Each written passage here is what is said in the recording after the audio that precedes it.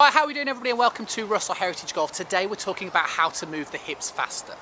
We're talking about how to move the hips faster, therefore increasing your club head speed and just genuinely making you a more athletic golfer. The way you're going to make the hips move quicker is understanding first and foremost how the hips are designed to move. Just by simply trying to hit it harder probably won't work for you. You probably just get yourself out of sequence and it becomes more of a mess, which therefore means that if you slow it down, at least you can coordinate a hit. What we need to understand about the hips is that we're going to focus most of our attention on the downswing, but in terms of the backswing position, there's two key things that you need to be able to understand what to do. The first one is that, in my opinion, as soon as you start taking the club back, you want to shift pressure in towards this right hand side. As soon as you've shifted pressure in towards this right hand side, then you can start triggering a hip rotation. The reason why that's important is because I tend to see a lot of golfers who either start creating a rotation and the weight ends up on the left, or equally maybe you just create too much of a sway and a slide going back, which is why I'm suggesting shift, turn. As long as your weight is on your right hand side at the top of the backswing, you have a very good chance in your golf swing, and it means that you can start working on the downswing straight away. What needs to happen? Right, to move quicker we need to use the ground, okay? The way we use the ground is that we need to put pressure into the ground. So my first point is that as soon as you start coming in towards this downswing, we need to put pressure down in towards the floor. We need to do this. The hips need to drive downwards. They need to go in a downward fashion this way. What you can start to see is the way this creates flexion on the left knee. If my left leg was straight, then I can shift weight pressure on towards my left hand side, but I can't put as much as if I keep it flexed. You can experiment with this at home. Right? The more that you allow the left knee to flex, the more that you're going to be able to drive the hips down, the more that you're going to be able to shift pressure in towards that left hand side. That's a really key thing, because if we're going to start triggering rotational movement, the first thing we need to do is actually put pressure into that side before triggering a rotation. So as soon as you swing up to the top, you should feel the weight pressure on the right. As soon as you start contemplating coming in towards this downswing, you need to shift pressure onto the left. The left knee should start to create flexion like so.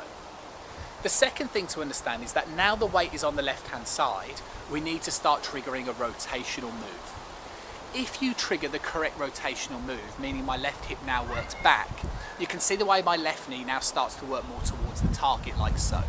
My knee is a hinge, meaning that it only possesses the ability to go back and forth. The reason why it starts going more facing towards my target is because as I'm putting pressure down, it flexes. As I pull my left hip back, it starts to go more facing towards the target. So it's the rotation itself that allows the left knee to start moving more round towards the left hand side. It's an illusion if you like, but it's an important thing. If you can start putting pressure into the ground, and as soon as you're putting pressure into the ground, you've got to try and get this feeling of triggering a rotation as well.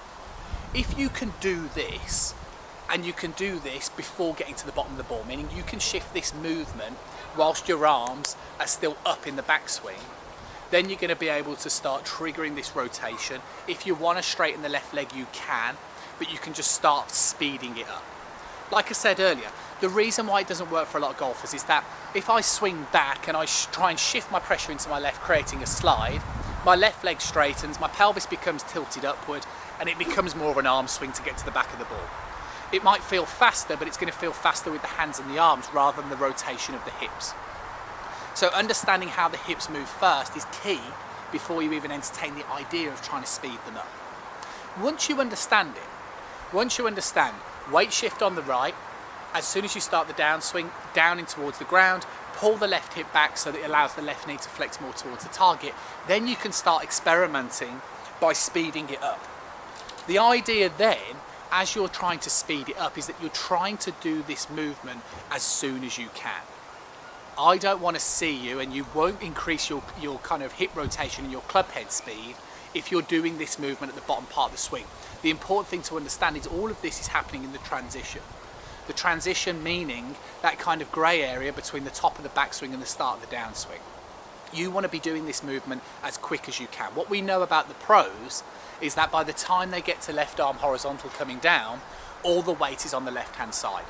So from here, obviously all they've got to do is just rotate and get out of the way. That's why they can create such tremendous club head speed. Don't get me wrong, their athleticism obviously lends themselves to creating more power, but you guys can find more power as well, and I know you can, because I say it day in, day out with guys that I get the opportunity to work with, that if I can get them moving more this way first, then you're naturally going to trigger a rotation through the ball. So then the way you're going to speed it up is similar to what I'm doing now. You need to start experimenting with trying to move the left hip back, putting pressure down and towards the ground, and allowing the left knee to move towards the target, in essence, as quick as you can. Like I said earlier, you're going to get yourself in a mess if you try and straighten your left leg too soon. Pelvis becomes tilted, you've got no chance. If you can start doing this move, then you're going to start to feel, and it's exactly the same as if you were to throw a ball.